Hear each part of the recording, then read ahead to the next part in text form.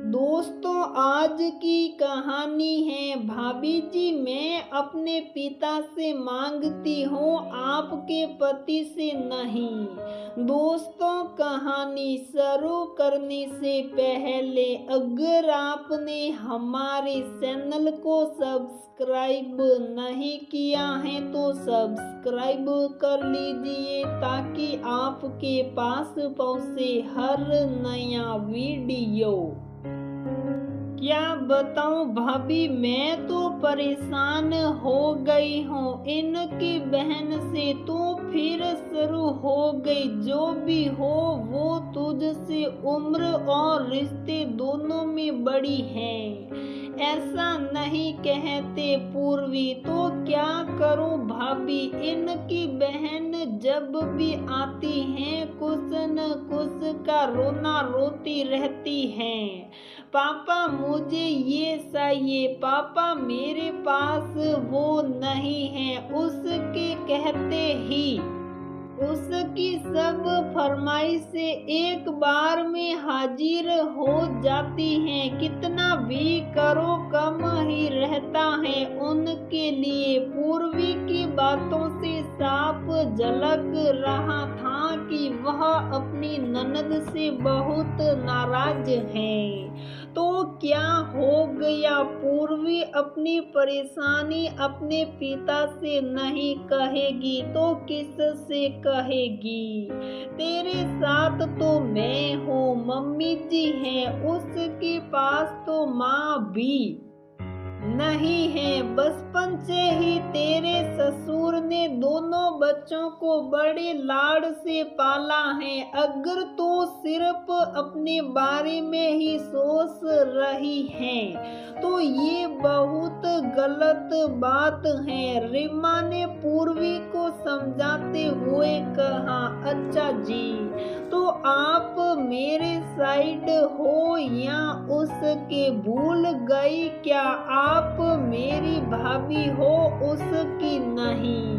पूर्वी ने बनावटी गुस्से में कहा और दोनों ननद भाभी खिलखिला उठी।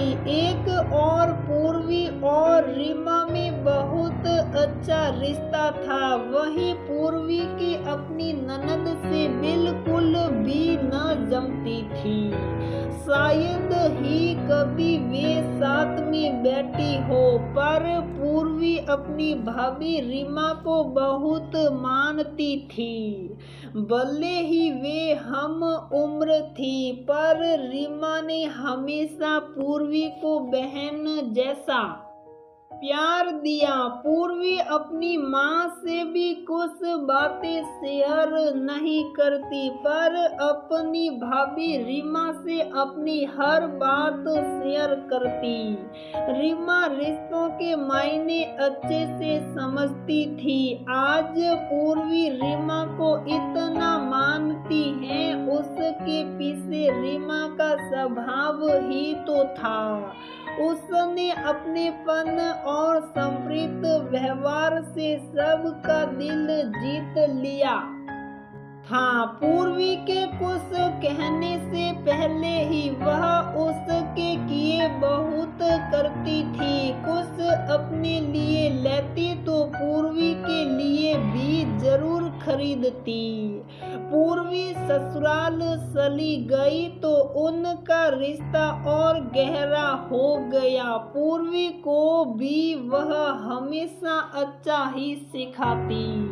पूर्वी थोड़ी चंचल स्वभाव की थी, सास नहीं थी और ननद की शादी पहले ही हो चुकी थी, तो ससुराल जाते ही उसका एकाधिकार हो गया था। न पहनने ओढ़ने की चिंता, न सास की रोक टोक का डर। ससुर जी भी सीधे स्वभाव के थे, पर अपनी ननद उसे बिल्कुल भी पसंद न थी।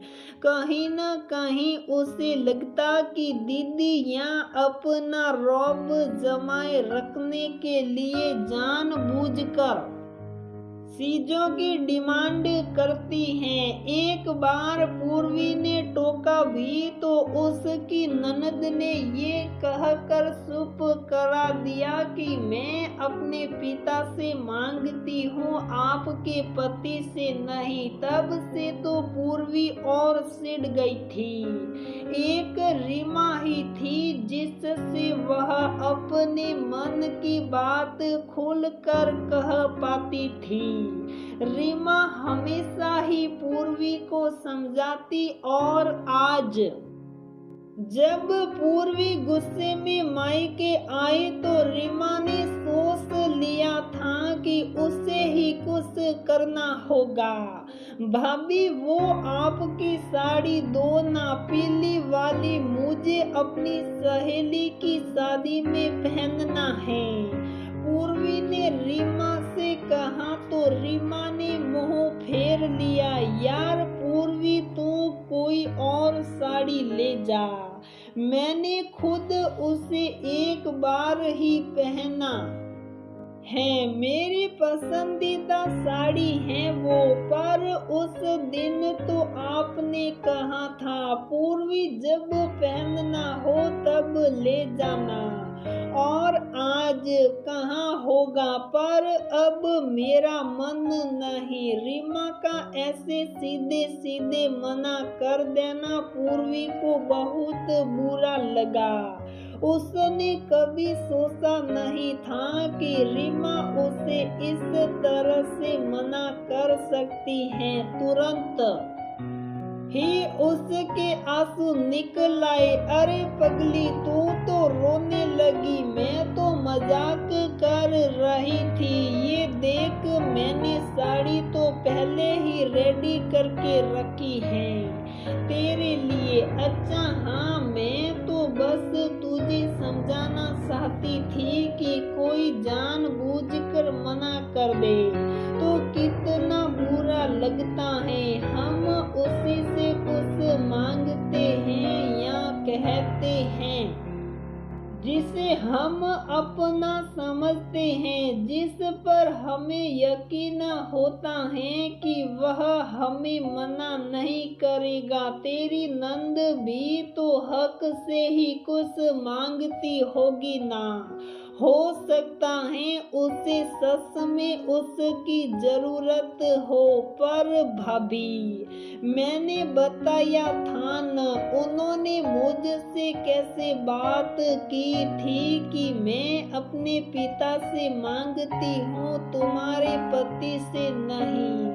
हाँ, उनका तरीका गलत था, पर पहले तुम्हारा मना करना भी तो जायज नहीं था। तुम्हारे ससुर जी सक्षम हैं, कर सकते हैं तो उन्हें करने दो ना। पिता के लिए तो बच्चे हमेशा ही बच्चे रहते हैं, और ऐसा तो है नहीं कि तुम्हारे ससुर सिर्फ बेटी के लिए करते हैं और बेटे के लिए कुछ नहीं करते। तुमने ही तो बताया कि दामाद जी को बिजनेस में हुआ कर्ज ससुर जी के दिए पैसों से ही सुख पाया था। पूर्वी चुप साप रीमा की बात सुन रही थी। देख पूर्वी, रिश्तों को बनाए रखने की पहली शर्त होनी है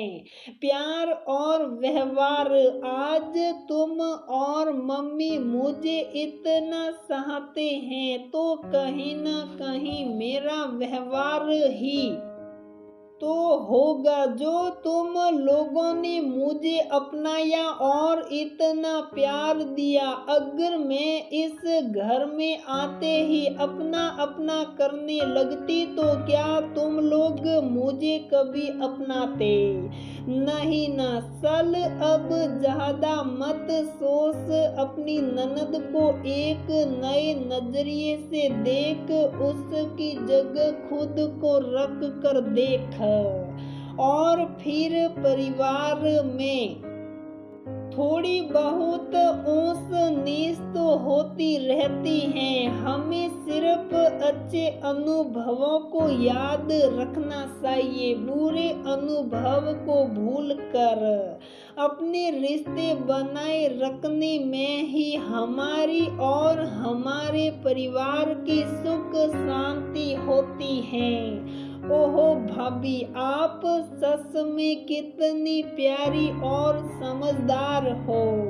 पता नहीं मुझ में अक्ल कब आएगी। आपने बिल्कुल सही कहा। पापा जी ने कभी भेदभाव नहीं किया और मेरी शादी के बाद तो वे हमेशा ही ये कहते हैं कि मेरे 2 नहीं 3 बच्चे हैं, पर मैं ही अपने परिवार की अच्छाई कभी देख नहीं पाई। थैंक यू भाभी, मुझे सही रास्ता दिखाने के लिए, कहते हुए पूर्वी ने रीमा को गले लगा लिया। सच है कि सभी का स्वभाव अलग होता है। सभी बेटियां नए परिवार में इतनी आसानी से खुल मिल नहीं पाती और न परिवार को अपना पाती हैं। ऐसे में मायके वालों का ही कर्तव्य होता है कि अपनी बेटियों का सही मार्गदर्शन करे, रिश्ते तोड़ने नहीं बल्कि रिश्ते बनाए रखने की सलाह दे।